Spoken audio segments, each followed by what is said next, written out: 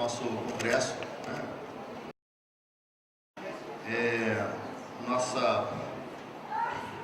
Nossa mesa agora é sobre a auditoria da dívida pública, auditoria cidadã de dívida pública. Eu gostaria de convidar para compor a mesa, inicialmente, o nosso economista da auditoria cidadã da dívida pública, o senhor Rodrigo Ávila.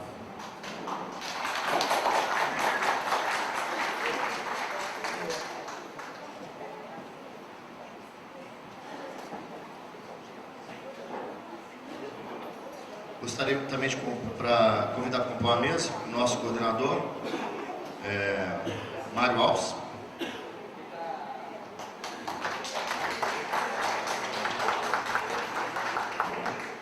E convido também para compor a mesa os nossos dois colegas que fazem parte do Núcleo Mineiro da Auditoria da Dívida Pública, o José Francisco e o Luiz Fernando.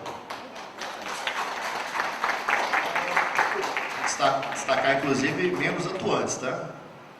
Eles não fogem de nenhuma reunião. Bom, inicialmente, então eu vou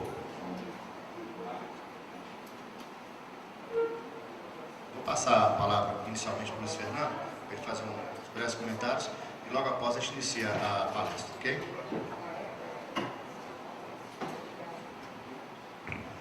Bom, companheiros e companheiras, bom dia a todos.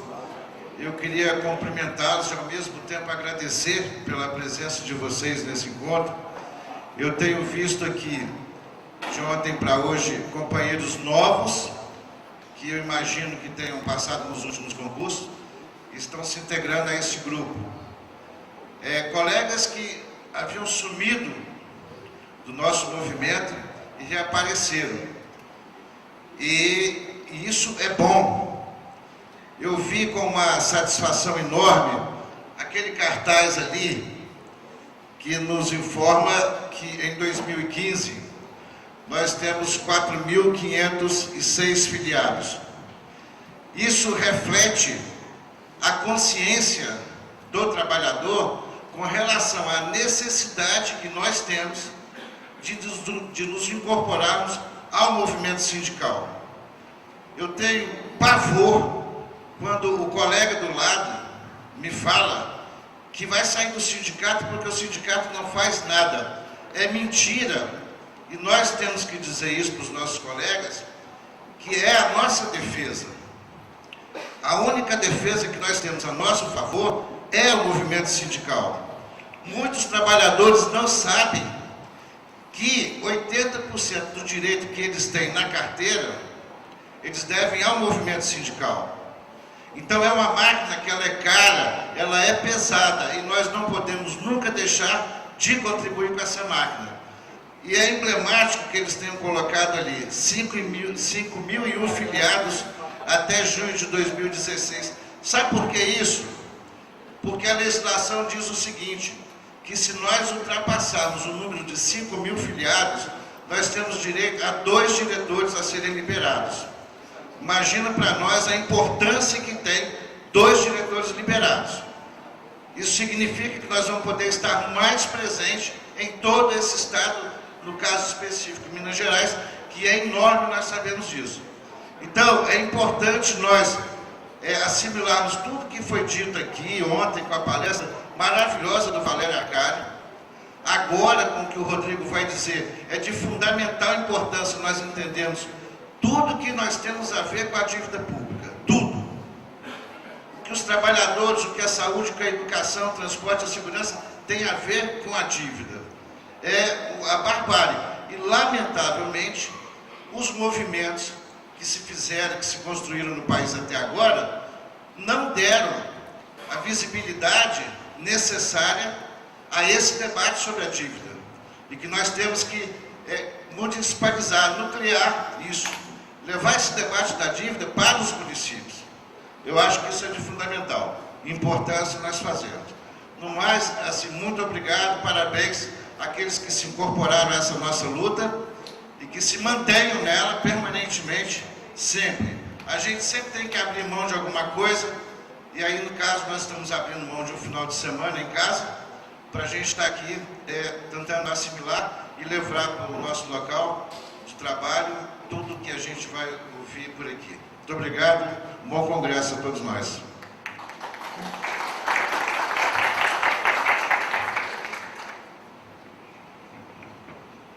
Gente, faço minhas palavras, Luiz, parabenizo o sindicato por estar apoiando esse movimento. E só um merchandising, a auditoria é um trabalho voluntário. Depende de nós essa discussão. Então nós estamos lançando aqui, são 3 adesivos no valor, cada um custa R$5, para apoiar esse movimento. Essa discussão é profunda. No momento nós estamos discutindo plano de carreira, discutindo o PCS, e o governo fala que não tem dinheiro. E não tem dinheiro por quê? O Rodrigo vai falar aí, já disse ontem, 356 trilhões é gasto com o pagamento dos juros, não o pagamento da dívida, mas dos juros dessa dívida. Então eu conto com o apoio de vocês aqui, apenas R$5, ok? Obrigado.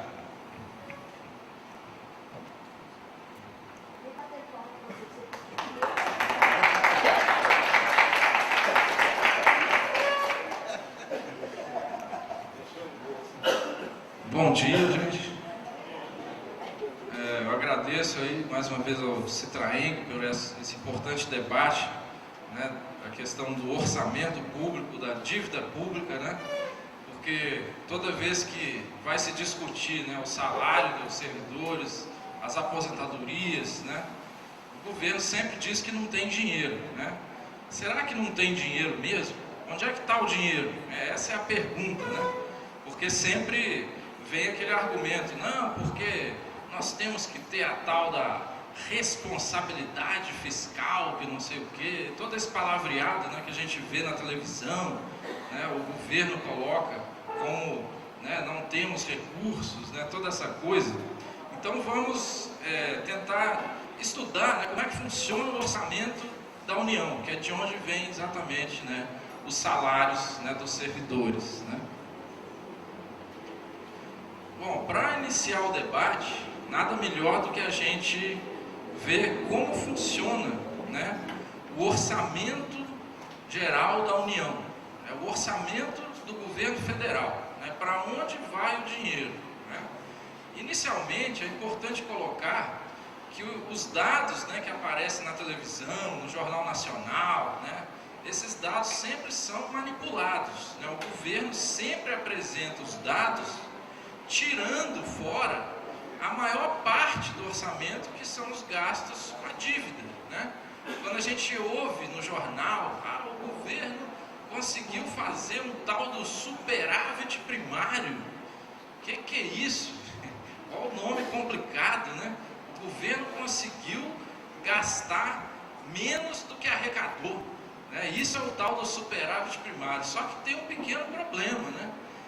O superávit primário, ele não considera os gastos com a dívida pública, que é essa fatia amarela que está aí.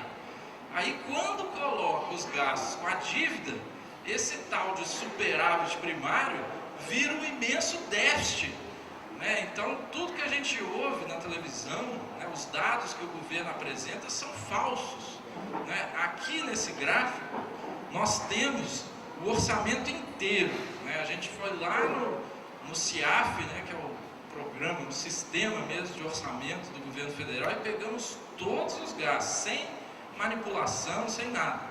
Aí juntamos, né, todas essas áreas, né, as áreas sociais, e verificamos que em 2014, né, foram gastos com juros e amortizações. Amortizações é o principal da dívida, né? Quando a gente paga uma parcela da dívida, a gente paga o principal mais os juros, né? Juros e amortizações, que deu nada menos do que 45% do orçamento de 2014, né? Isso a gente não vê na imprensa, né? Aí, quando a gente vai comparar, né, com algumas áreas sociais, é tão pequeno que não dá nem para ler, né? Porque é tão pouco, né, que se gasta, por exemplo, com, digamos assim, educação, né, aquela fatia azul ali, né, 3,73%.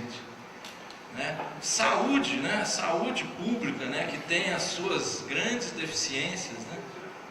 3,98%, né? Essa fatia verde aqui, né? E várias outras áreas, né? A gente pega transporte, desporto, energia, né? Energia que a gente está vendo aí, né? A necessidade de investimentos em fontes alternativas de energia, só 0,04%, né? Que é essa fatia, não dá nem para ver, né? É tão fininha que não dá para ver.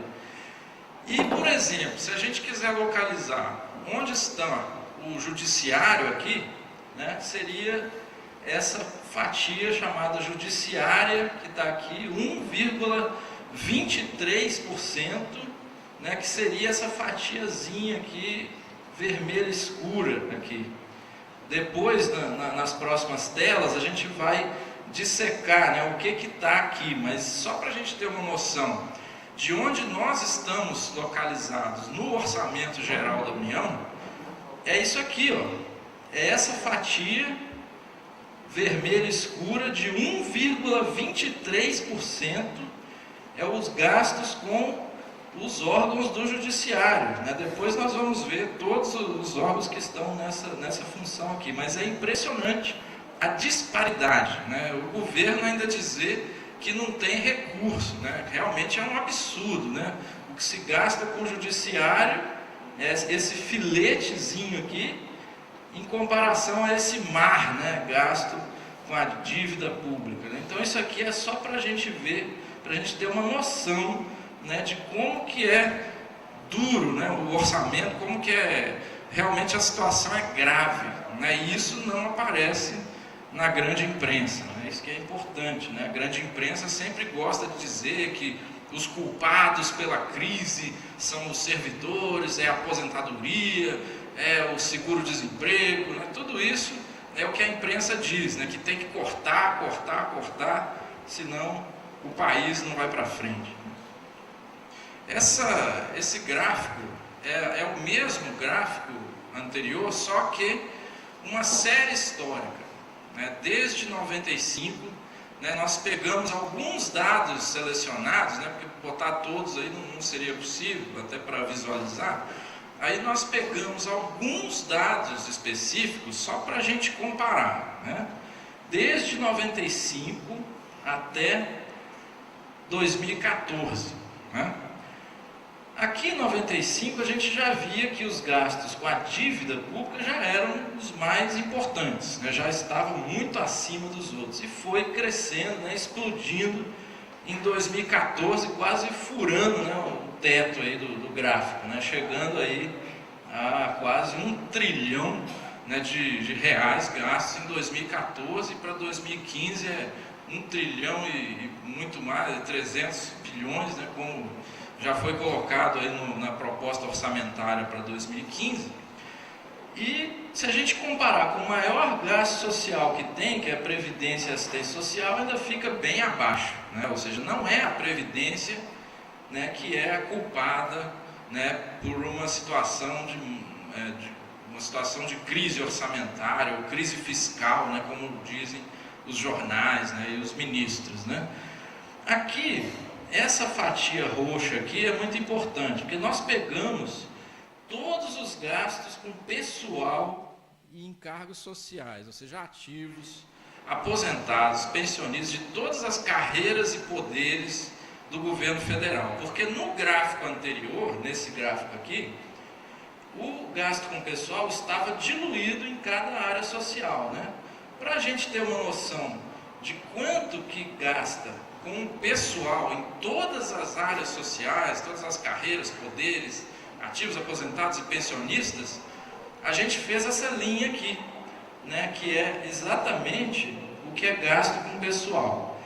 Se a gente compara, né, os 200 e poucos bilhões que foram gastos com pessoal em 2014 e compara com 1 trilhão, né, gasto com a dívida, a gente vê que é uma coisa realmente impressionante, né? É quase 4 vezes, né, o que se gasta com a dívida, o que se gasta com o pessoal é 4 vezes inferior ao que se gasta com a dívida pública, né? Todas as carreiras, poderes, ativos, aposentados, pensionistas, todos, né, para a gente ter uma noção né, de que é mentira, né, que os servidores é que são os culpados, que não tem dinheiro. Isso é toda uma grande falácia, né?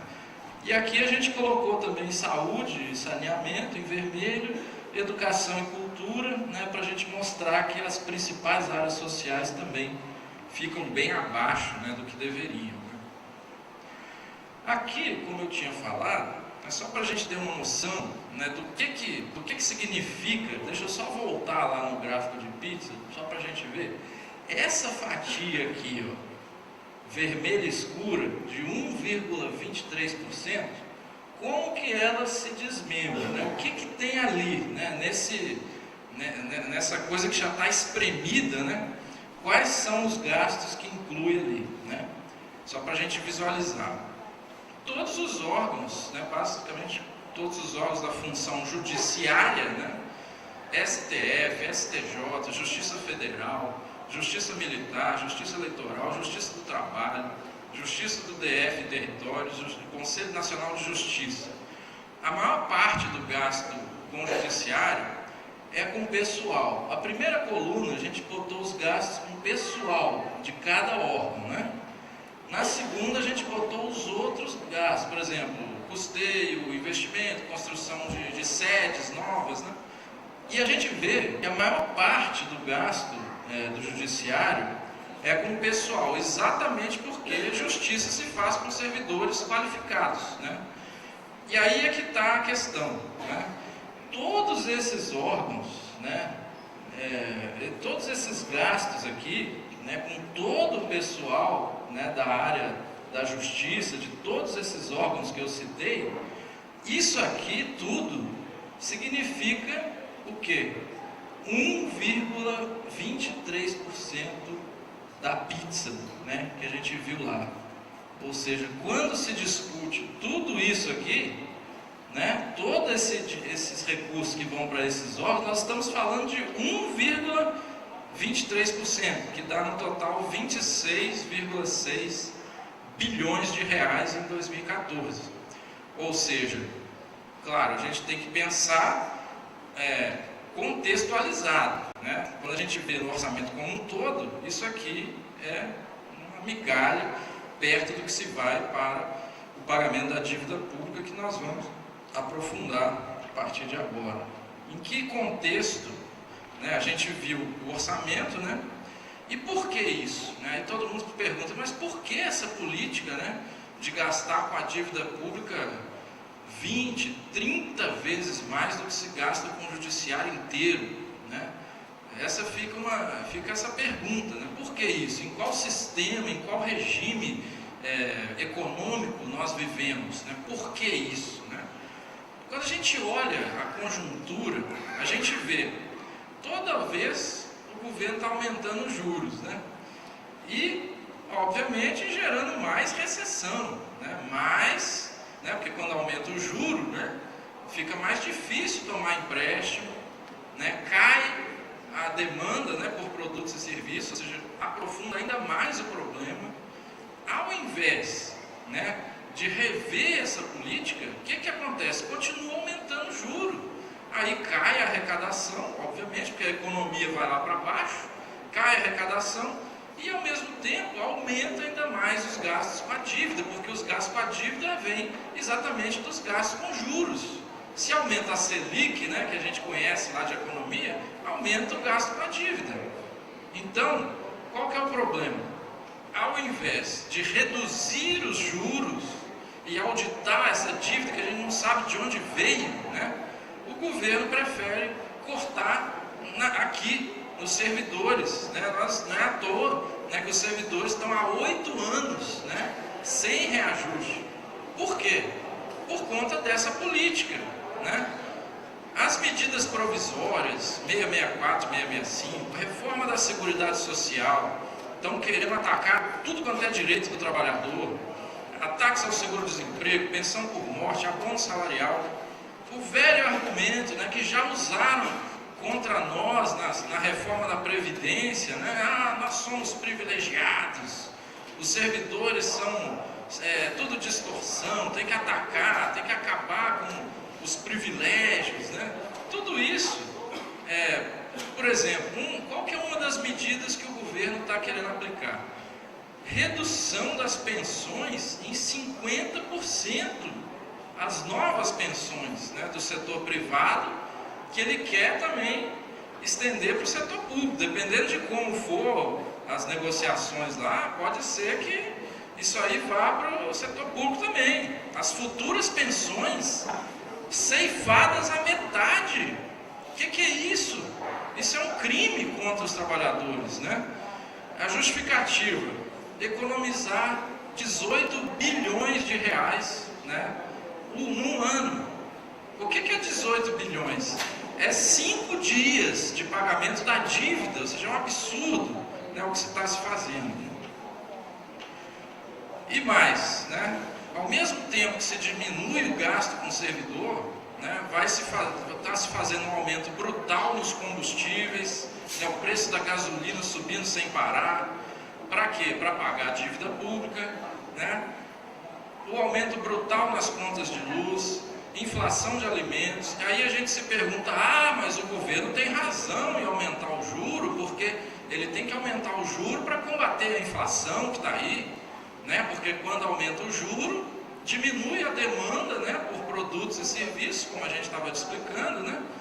E aí tem que aumentar o juro porque, né, a inflação está muito alta, tem que diminuir a demanda por produtos e serviços para que o preço possa cair. Essa é a desculpa do governo, né? Mas quando a gente vai ver de onde vem essa inflação que a gente está experimentando aí agora, de onde vem a inflação? Na realidade, ela é causada basicamente por preços administrados pelo próprio governo, né? Gasolina, energia, transportes. Pode botar a taxa de juros a 1000% ao mês, que não vai cair o preço da gasolina, não vai cair o preço da energia, não vai cair o preço do ônibus, né? Até o preço dos alimentos que estão subindo